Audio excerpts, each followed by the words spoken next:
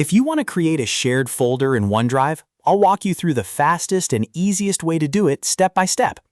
This is a great option if you need to share files with a team, send documents to clients, or collaborate with other people without emailing attachments back and forth. And if this tutorial helps you out, make sure to hit the like button and subscribe for more simple software guides just like this. All right, let's jump in. First, open Microsoft OneDrive in your browser. You can go to the OneDrive website and sign in with your Microsoft account. Once you're logged in, you'll see your OneDrive dashboard, where all of your files and folders are stored.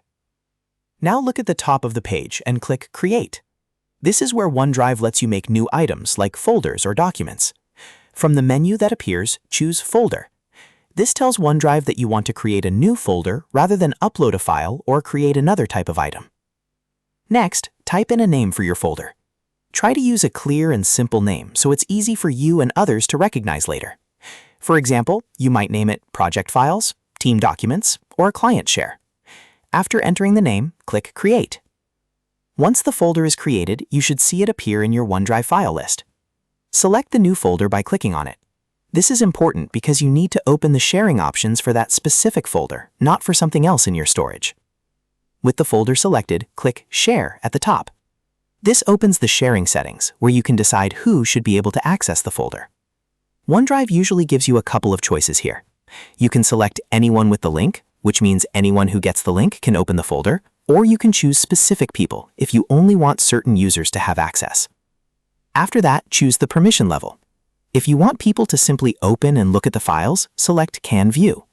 If you want them to be able to add, edit, or organize content inside the folder, choose Can Edit. Be careful with this setting, because editing access gives others much more control over the folder contents.